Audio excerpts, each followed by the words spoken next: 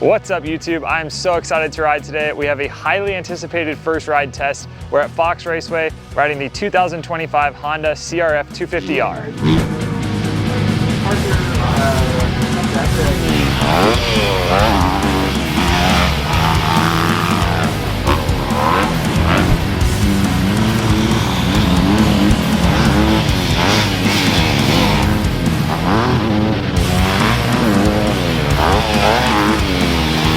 So pretty hard to believe that the 2025 models are already rolling out, and this bike is probably the most anticipated bike of the 250 class. This is the all-new Honda CRF250R. Now, at the Fox Raceway National a few weeks ago, we got a first look at this bike along with the 250R Works Edition, the 450R, and the 450R Works Edition. There are no 250R Works Editions. I'm a little surprised today, but more on that later, and as well as the 450R, which we'll be riding next month. I'm really excited to jump on board that all-new model as well. Now, if you haven't checked out that video, I highly suggest you do. We got to interview Trey Kennard, who's done a lot of research and development with this bike and a lot of development with the team as far as building this bike. And the things that he talked about, for me personally, were super interesting about how making a bike stiffer actually makes it smoother. Now, if you've ridden the last generation or current generation Honda CRF250R, you know that that bike feels stiff. It feels sometimes like you're riding a wooden board, and then you make the fork softer, you make the shock softer to give a better feel, a better consistent feel, more compliance, and then it makes the bike worse. And I asked Trey, you know, when we did the presentation, they said, oh, we made the bike stiffer and it's better. And I'm like, no, why would you make this bike stiffer? And he did a really good job explaining about how the aluminum twists and how it snaps back, and how actually having their bike was surprisingly, he said, was one of the softest frames in the class. It was hard to believe, but the way he explains it makes total sense. So be sure to check out that video. I'll tag it up here so you guys can go check it out. Gives you a full first look at the bike, what's new and things like that. So yeah, head over, check that out, and we'll dive more into this thing. All right, I have 4 pages of new things for this year. I'm not gonna read every single one of them. I'm gonna kind of do a little Spark Notes review for you guys. The biggest part I'd say for this new bike is a 70% new frame. And with the inspiration for that is really from the race team. If you look at last year's bike, Jet and Hunter's 250 and 450, they were adding material to the frame. And for AMA rules, you can add stuff, you can add material to the frame, you cannot take material away. So looking at those factory bikes, they added a lot of material up to this head tube area, and that's where they noticed a lot of flex was going on. So they actually stiffened that up, which allowed the bike to stay straighter and not bend and flex as much. So you're gonna see a lot of that in this bike. You can see these new welds up here where it looks obviously really clean and factory, not added like kind of the race bike was last year. So that's gonna be new for this year. You're also gonna have a new shock mount. So you can see here, the shock tower has a different mount, which also feeds into the new airbox. So on the side that I'm on over here, you can see there's a new airbox, a huge new ventilation for the actual air filter, and that works with the redesigned subframe, airbox, shock tower mount.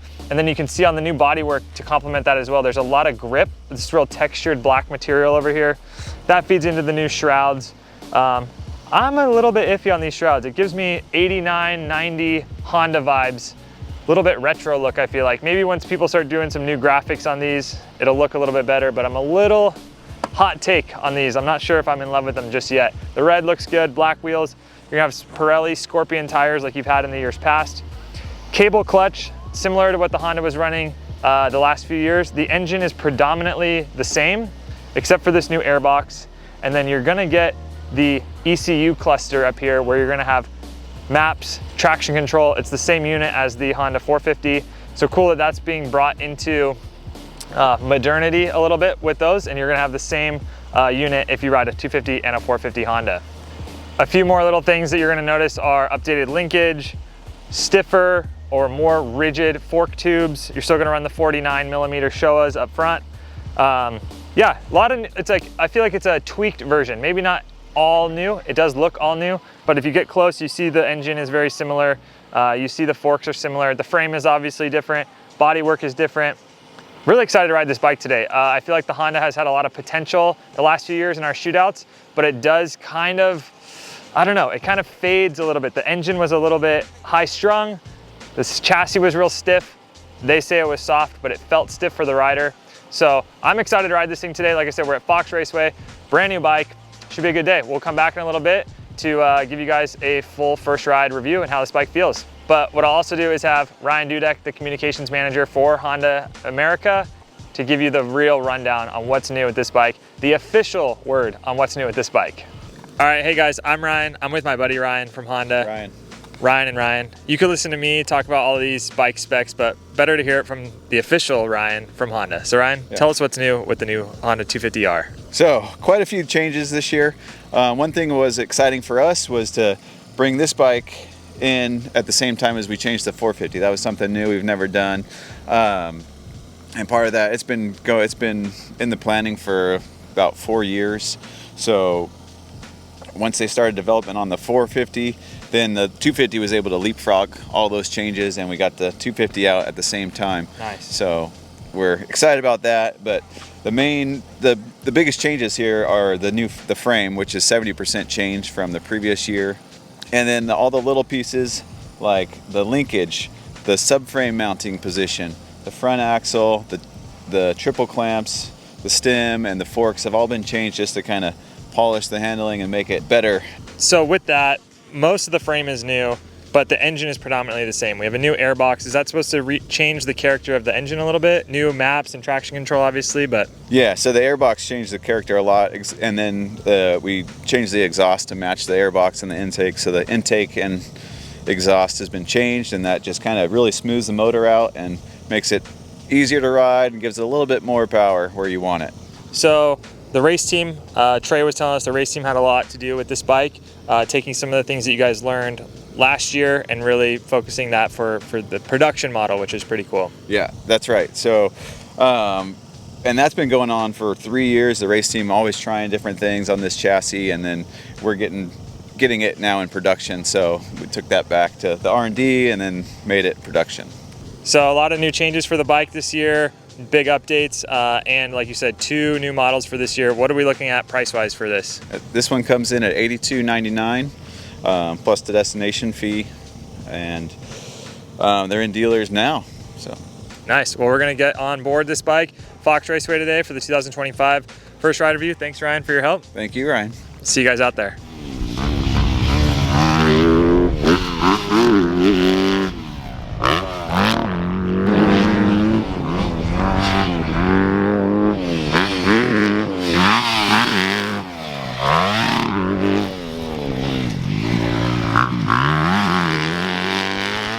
All right, YouTube, let's get to it. You're gonna hear some bikes in the background still. We got Chance Hymas out there testing the 2025. Pretty cool to see him actually riding the new bike. He's doing some back-to-back testing with the 24 and the 25, so pretty cool to see that. But yeah, let's dive into it. First ride on the 2025 Honda CRF250R. Really highly anticipated bike for this year. In the years past, I've really wanted to like the bike, but it just felt so stiff in the hands. You really felt every bump, you know, in our shootouts and things like that. You felt every bump from the tire up to the fork, through the clamps, into your hands, and it just felt so stiff. It felt like you're riding a 2x4. And, you know, listening to Trey and listening to the guys from Honda talk about it, maybe in a way it was honestly too soft. And that's what we were feeling. We were feeling so much feedback. But this bike, what I've noticed a lot is it just feels more precise. That's really the one word that stands out to me today. The old bike, you could kind of point and shoot it, but if the track was rough, you really had to put a lot more emphasis into coaxing it through the rut and working the bike through the rut. This bike, I feel like you can put less input and less effort into it, and it'll ride the rut. It'll carry that position all the way through the corner. It's much, like I said, just much more precise is the word that really stands out to me. Less input going into the bike for the same result on the way out, if that makes sense. So I was really impressed with that. It rides smooth. The engine has definitely has more off the bottom than years past. The last generation bike was so high strung, it was like riding a 125 2-stroke. This bike is definitely more well-rounded. It still, I found, rides better in that mid to top range. I rode it in the standard map for the first part of the morning and then switched it into the aggressive setting. And I was really impressed at how long that rev range is. It really carries high from that mid to top, and then even the over, I call it the over rev, like you're trying to find the limiter and it kind of just keeps going, keeps pulling.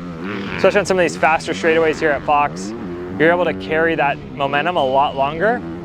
So again, really impressed with that. An improvement from the previous generation. That previous generation just felt like you were just riding a 125 two-stroke. You were just revving it so high and didn't really have much on the bottom, so you were always having to leave it in the high RPM ranges and feather the clutch. This one, it still definitely has that character. It wants to be ridden high up, but you can get away without having to rev it so high out of a corner. You don't have to feather the clutch as much. You can just give it more gas, and it revs up to speed a little bit faster than the old one, where it really wanted to be like, you always had to be on the clutch and you always had to be revving it, and if you weren't, you're in trouble. So this one, the motor, definitely an improvement. Maybe some of that air box, you know, getting the more air to it. It just has a smoother roll on, and from that bottom to mid to top doesn't feel as sluggish, if that makes sense. So I didn't mess around with the traction control. It's a cool setting to have, but it's dry. It's summertime in SoCal here, so not too much need for it. They ripped the track pretty deep, kept it watered, so didn't really experiment too much with the traction control, but a cool setting to have on the 250. Obviously it's the same one as the 450, so you have map 1, which is standard, map 2, which is smooth, and map 3, which is aggressive, and then you have the settings of traction control as well. So cool to see that being trickled down onto the 250. It's kind of something we as the media have been asking for, so cool that Honda's been listening to that and then implementing that into the new 2025. A few more things I want to touch on. The bodywork, the new styling of the bike. Like I said, at first I wasn't a huge fan of the way it looks, but functionality, the way it works is better than it looks, I'd say. The pocket of the shroud, you're really able to lock in to the front of the bike and keep that good body positioning, but without feeling like your legs are too wide or too narrow. I honestly sometimes don't like a bike that feels too narrow, because you feel like, I don't know, it feels like it's gonna get out from underneath you. So this bike is a really good happy medium. Your knees can grip that shroud up front without feeling like you're getting too far forward or going too far back. The rear body styling with the new textured plates on the side plates, to me it helps know where my feet are at all times. If my feet get off the pegs, like in the air or something, I can lean back and I know, okay, that's where I'm at. Makes it easy to grip. So those are cool. I'd love to throw some grip tape on there and see kind of how it works, but the texture is cool, it looks good. And I found that, yeah, it feels like you know where you are on the bike, and it doesn't allow you to slide too far off the back. I think too, what's cool with this bike is, yeah, it's all new or 70% new, but a lot of things are still pretty similar to what they were in the previous generation. So the seat and the bars and stuff like that, it still feels kind of like the old generation. Like maybe if you have a current generation Honda, it's not gonna feel too much different if you decide to jump up to the new generation. And so that's a cool thing. It doesn't feel like, you know, the new Yamaha where it was totally different, all new from the 22 to the 23. This one is new, but it still feels like the Honda of the previous generation, or the current generation as I mean. So yeah, I like that. It still feels like a Honda. It turns like a Honda, like everyone says. And a lot of bikes are like, oh, it turns like a Honda. But now with this bike, it's slim, it's narrow. It feels like you can roll it into the rut better than it did. And it just has less feedback to you. It's more planted, a better response to the engine. And yeah, overall, I'm pretty impressed. It's always a little bit hard to tell. We have a smooth track. It's perfectly prepped. It's not ripped too deep. It's perfectly watered all day. So take that for what you will. But definitely an improvement. I'm excited to see this bike up against some of the competitors. It's always good to ride a bike solo. It always feels like the best bike in the world. But when you put it up back to back with something else is really when some things start to stand out. So hopefully we get some more time on this bike and get some more feedback on how it works in the real world conditions, you know, on a regular race day or practice day, and being able to jump back and forth to different bikes. So yeah, always fun to be out here. Thanks to you guys at Honda. Alpine Stars getting us set up with some new gear for today. And yeah, we'll be back for more 2025 Honda CRF250R wrap up. Like I said, if you guys haven't seen the first look, be sure to check that out. There's some really good information with Trey Kennard and some of the guys at Honda. Thanks everyone for having us out today. We'll catch you next time.